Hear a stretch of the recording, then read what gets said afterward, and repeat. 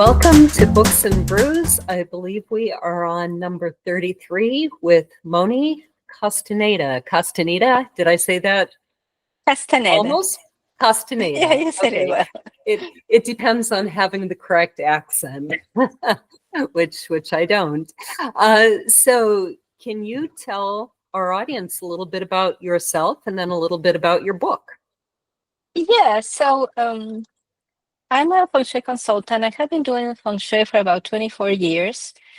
I was born and grew up in a small country in South America called Ecuador, which is right on the equator. And there I studied architecture. I graduated from architecture on July of one year, and in August I moved to the United States to find out I would not be able to practice my profession. Oh, no. And I know that was a lot of years devoted. There was a lot of sacrifice, a lot of sleepless nights to then find out you can't practice your profession. I moved to the United States because my husband wanted to go to school. He was born in the US. His parents are Ecuadorian. He speaks Spanish well, but he didn't feel he spoke Spanish well enough to go to school in Spanish. So he wanted to come back to the States and go to college in English. And so I came to join him. And then I find out I cannot practice my profession unless I go back to school for 4 or 5 years. And I was telling this to a friend, and then my friend said, "Well, why don't you look into Feng Shui? It's related to your profession, and you like East Asian culture and philosophy, so maybe this is going to be a good thing for you." And I did, and it was love at first sight, and it was also confusion at first sight, because there's so many schools of Feng Shui, and they do things so differently, and sometimes they contradict each other. And so I was also very, very confused. What I did is I found out somebody told me that Feng Shui has the same roots as acupuncture. They come from the same source, and they use the same principles. And I had a friend who's an excellent acupuncturist. And so I asked her, "Can you teach me the principles of acupuncture?" And she did. And then I asked myself, how would I apply those principles to the home, as if the home was a living being that needed to be healed and in order to thrive. And so that's what I did. And I ended up creating a system, a method to practice Feng Shui, which unites ancient Feng Shui practiced as a branch of ancient East Asian medicine and our Western understanding of beauty and aesthetics. Yeah. That is absolutely fascinating. Now, I don't know a whole lot about acupuncture, but I actually co-wrote a book called 221 BC with somebody who, I forget if it's he or his wife is an acupuncturist. Oh. And so he brings a lot of, I noticed some of this on your page, he brings in a lot of the ideas of the elements, for instance, Yes. and how they affect us. But so I'm very interested to know, to me, Feng Shui, again, I learn a lot in these programs because I don't know much about it. I thought it was more or less about the correct arrangement of the elements of your house, of your furniture. I see on your website you go into color, artwork, things like that. How in the world does that connect to putting needles in your body? So that's a very good question. Yeah. So Feng Shui is the ancient East Asian art of placement that teaches you what to put where so you can be happy, healthy, and successful. Because the space is constantly affecting you for good or better. So when an acupuncturist, they put the needles on the meridians in the body, they're trying to trigger a healing response that goes from the inside out. They're trying to make sure that the vital force, the vital energy runs through your body without getting stagnant and in a good flow, right? You can feel the energy flowing. And Feng Shui is one of a very few examples of healing that happens from the outside in. Everything that you believe to be true about life is expressed in your home. And it's constantly affecting you. And I'm not talking about beliefs in the sense of what is your religion. I'm talking about what you believe to be true about your personality, about your ability to make money, about your ability to have wealth, your how capable you are of being in a healthy marriage or love relationship, what is your perception of work versus rest versus play? How do you rate yourself in society? How important do you think you are in your community? How strong is your health? All these things, all the beliefs that you have about these things are expressed in your home. And the things that you put in your home, they affect you. And they are setting goals for you. So when you don't do Feng Shui, your home is setting goals for you that are unconscious and uncontrolled.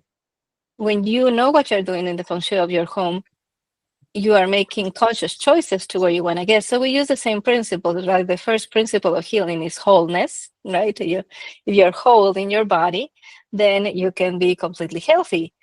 In the second principle is yin and yang, which is a balance of extremes. You have to be balanced. You can't be just, going swinging like a pendulum from one side to the other. You have to be balanced. You have to be centered.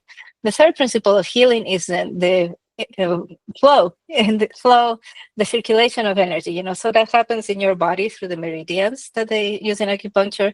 In your home, it happens through the circulation areas of your homes. How your front door connects to your back door, how it connects to your hallways, your staircase, the different circulation spaces within every room. Then you have rhythm. Rhythm is super important. So there's certain things to keep your health, and there's certain things that you do every day, every week, every month, right? And so in the home, there's also a rhythm, especially how you maintain the home. Then we have the 5 elements. In Feng Shui, we do not choose colors based on the inspiration of the designer. The designer had a vision of how to combine the colors, and then he does that. We use colors based on 5 elements theory, and 5 elements theory is based on how the organs in your body connect to each other. So it's a very complex skill to learn. The 6th principle of healing is vibration or language. And so how some people use sound for healing, right? And how a song or a poem can be healing to a person, or even just watching a show on a streaming service can be healing. So the things that you put on your walls, those are the messages that you give to yourself. So if you have uplifting, happy images in your home, you're going to have a different effect than if you have art that is of torture figures or has negative messages. I remember one time I went to work with a lady that she was struggling to control her drinking. And her home was full of images of bottles and vineyards, everything in the home was a reminder to have a glass of wine. And so the next principle of healing is the principle, you could call it the principle of color. And it's associated with the 7 chakras. If you're familiar with the 7 chakras, there are energy centers that are along the spine. So you have an energy center on the crown, one in between your eyes. There's another one in your throat. There's one close to your heart. There's one above your navel, one beneath your navel. So there's 7 energy centers, and each of those has a color, like the 7 colors of the rainbow. So can I ask you a question about that? Yes. For those, especially in the Western world, we tend to want science to back everything up. Myself, I believe there are things we can't explain, faith, mysteries, angels, demons, whatever. But I am curious, is there any sort of science to back up this idea of chakras and colors? Yeah, so there have been several studies that have been done on the human energy field. So science has confirmed that you have an energy field around you because our bodies are electromagnetic. The reason you can go to the store in the winter and you reach for a door on a refrigerated area and you get shocked is because you are electromagnetic. And there's very simple exercises. I have a video in my YouTube channel, which is how to feel your aura, your chi in your hands in less than a minute. And so I teach people, how to feel their own energy, and I teach them how to feel the energy of other people. And so this is something that you can confirm empirically, but now we have devices. There are several different types of devices that measure the strength, the energy field of a person. So that has been confirmed. What has not yet been confirmed, I think, is the colors. And there are some people who claim that they can see the aura or the energy field of a person, and they can see the colors, but also the My association with, son's friend, my son's yeah. friend does. Oh, Yeah. that's pretty awesome. Mhm. And so we don't have confirmation for that yet, but here's an interesting thing. In East Asia, art is taught as if it was a science, and the healing practices are taught as arts. And so when people say, oh, Feng Shui is not backed up by science, we don't claim that it is a science. So some schools of Feng Shui claim it is a science because they use astrology and mathematical calculations to determine things, but not the way I practice Feng Shui. I practice Feng Shui as a healing art. And there's plenty of evidence that acupuncture works, right? There's Right. plenty of Right. evidence that things like homeopathy and chiropractic work that are all based in the life force. And so in Feng Shui, we're trying to use the life force, the energy of life. We're trying to make sure that energy comes into the home, that visits all the areas in the home so that your home has vitality. And so the one of the things we do in Feng Shui, and that would be associated with the chakras, the 7 colors, is we beautify to simplify. That's what we do in my school of Feng Shui. So there's a lot of Feng Shui consultants, they focus on decluttering as getting rid of stuff that is in excess, the things that you don't need, the things that you don't love, you get rid of those. But what I have found over 24 years of practicing Feng Shui is that the only way to really simplify and make a home tidy and organized is through beauty. Mhm. And yeah, and so the more beauty you add to your home, the easier it is to keep it clean, tidy, and organized. Then I there's, Mhm. I find this fascinating for a couple of reasons. Number one, my background is music, and Wow. which ties into this because my husband and I, years ago, it's not finished, started a book called The Theology of Music. And part of Wow. what we get into is how music affects the body, including the science of how the actual sound vibrations impact us.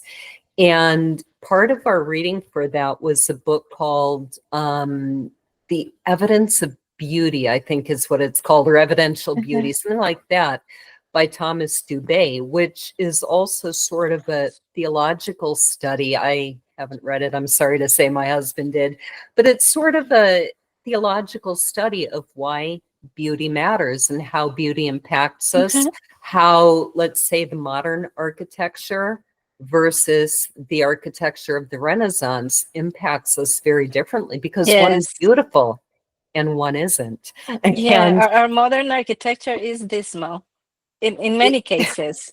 Yeah. that's the politest word I can think of for it. Yeah. Yeah, but so I find that very interesting. And I agree wholeheartedly that Yeah. there's a lot to what you're saying, that beauty and health are Yeah. intertwined in a way we don't accept in the Western modern day. Yeah. Yeah. We tend to be more practical people.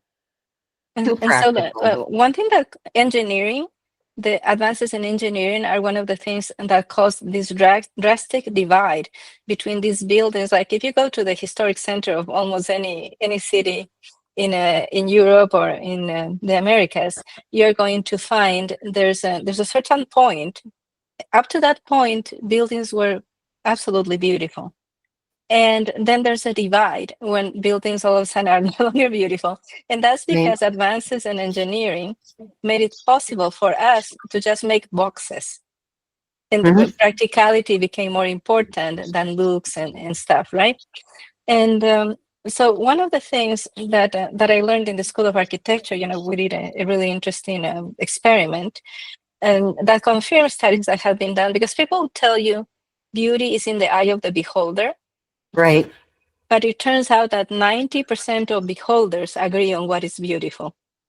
When you test Yes. people, with abstract images, abstract art, just different combinations of lines and colors and textures, 90% of people agree on what is beautiful.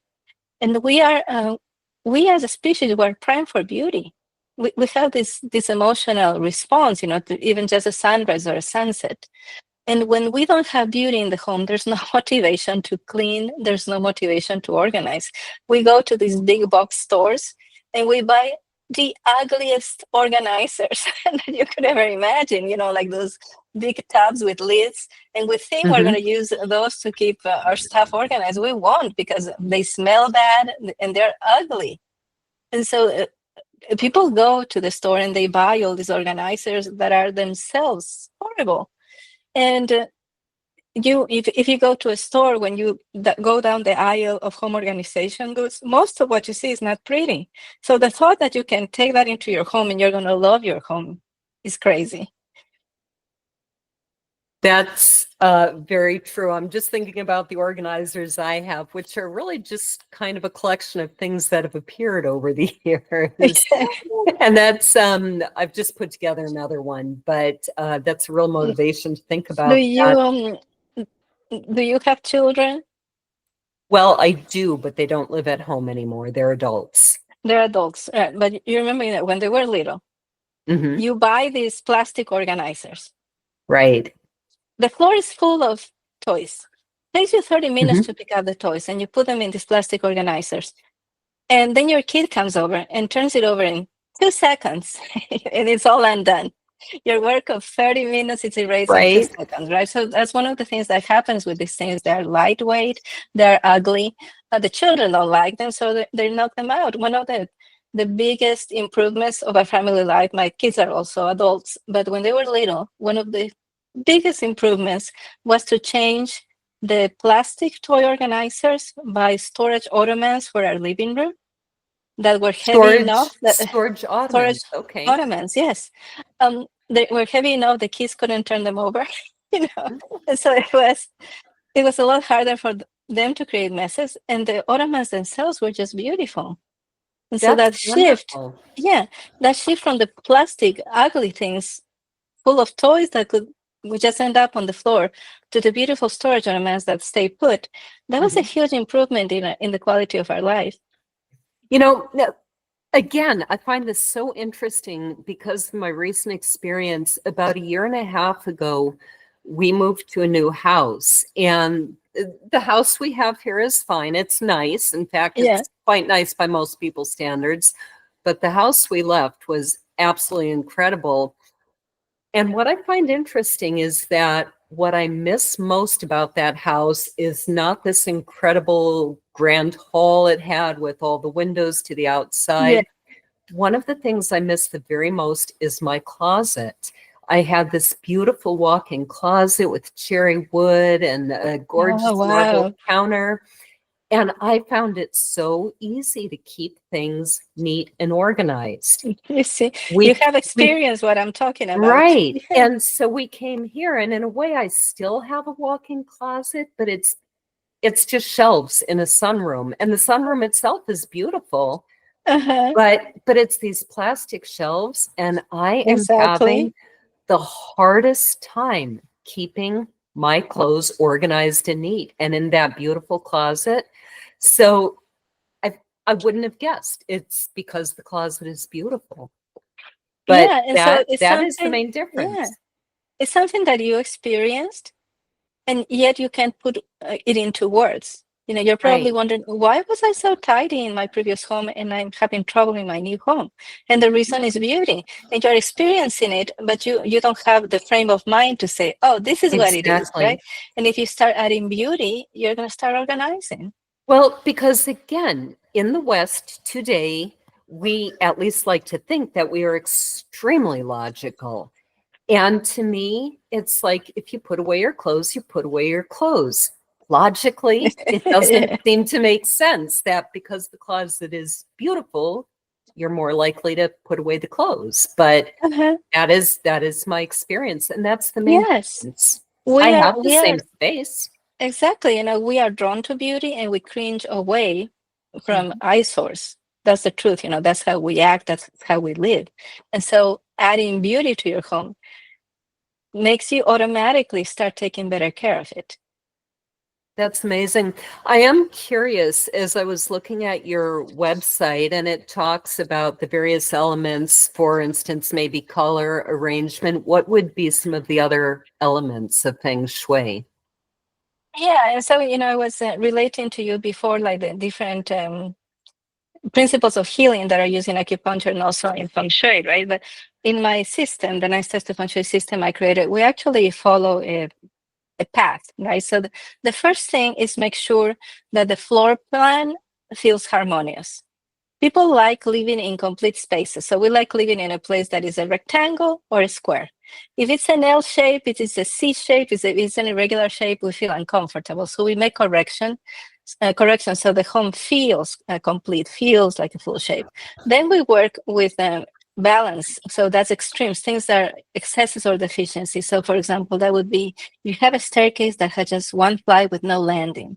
That's considered an excess, right, of steepness. If you have hallways that are long and narrow or dark, if you have rooms that are too small, that are too big, you have in some high-end homes, you have the double height in the living room, Right. that can feel uncomfortable, because we lose the human scale. It's a room built for giants, and we're not giants. And so we look at those things. And then we look at the outside of the home, the curb appeal, the way your front door, your back door connect to each other, to the windows. Then we look at what happens with your window treatments, like with your curtains and your blinds. Then we do color harmonizing. It's not just colors, it's color, shapes, and materials. Then we look at art, mirrors, and photographs. So family photos are super important. And the way you lay out your family photos can create a lot of harmony or a lot of arguments among family members. Really? Because because unconsciously parents would treat the photo of their favorite child differently. And we all say, a good parent would not have a favorite child, but the truth is, like, I'm going to talk about my grandmother later today. So my grandmother had 7 kids, right? And she said, you love your kids equally. You can't say you love more one than the other, but you like some of them better than others because they have different personalities. They have different personalities. They have different communication styles. And so I have gone into homes doing Feng Shui consultations, and I immediately know who the favorite child is. And some people, they ask me, or they tell me, no, I've never told anybody. They say, you're right, but I've never told anybody. Not even my husband knows this, right? And so you have to be so careful in the placement of your family photos so all your children, all your grandchildren feel like they're loved equally and they're treated equally. It's super, super important. But you can also use family photos to set up healthy energetic boundaries with in-laws and exes. So how would that work? For example, when I have been to homes where the photo of the mother-in-law was a huge portrait somebody painted hanging in the living room. And then in the dining room, they have a smallish family photo of the nuclear family.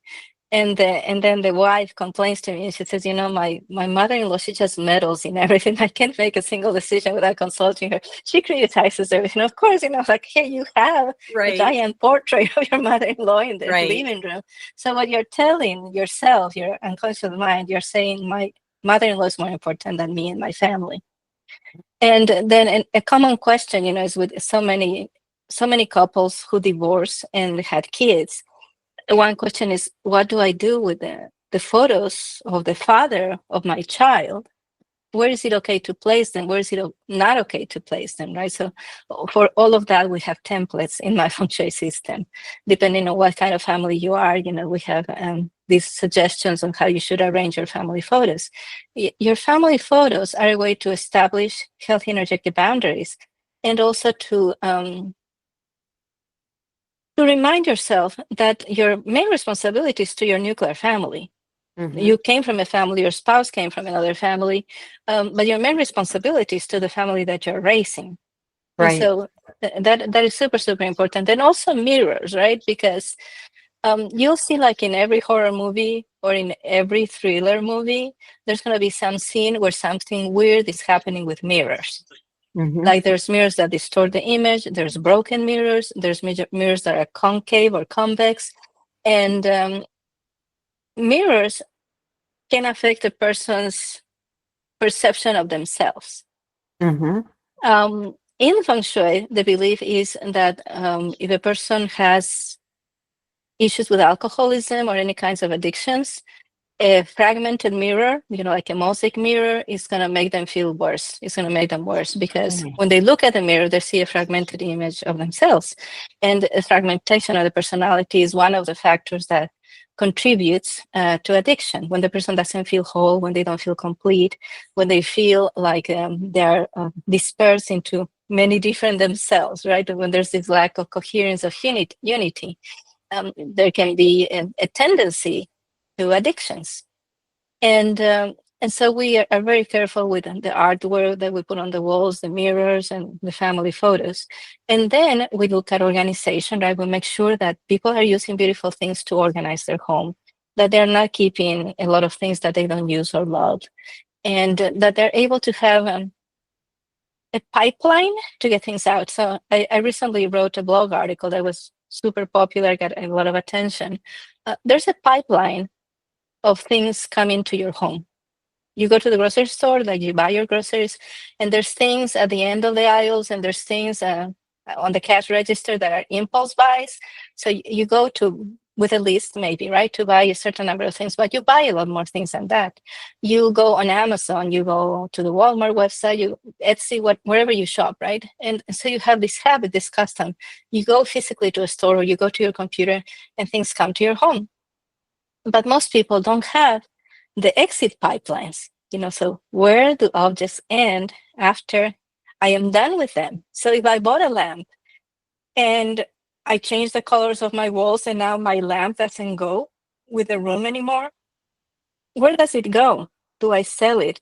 Do I give it away to a friend? Do I donate it to a thrift store? Do I just trash it because it's old, whatever it is, So you have to have these pipelines of exit. You need to have pre-decisions made of how you're going to deal with objects once they come into your home and they don't serve you anymore. Leave. Yeah, and so some of the things that people do, especially people with big houses, right? If you have this lamp that no longer goes with your living room, if you have a big basement, it's going to end up in the basement.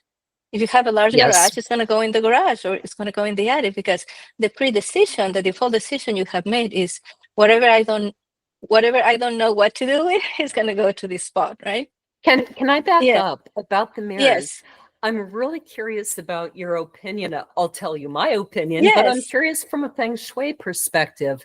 This previous house we lived in, I sometimes called it the indoor-outdoor house because it felt like it just blended in with nature. And the house was kind of like this, and then a big deck, so that every single room had a door to the deck.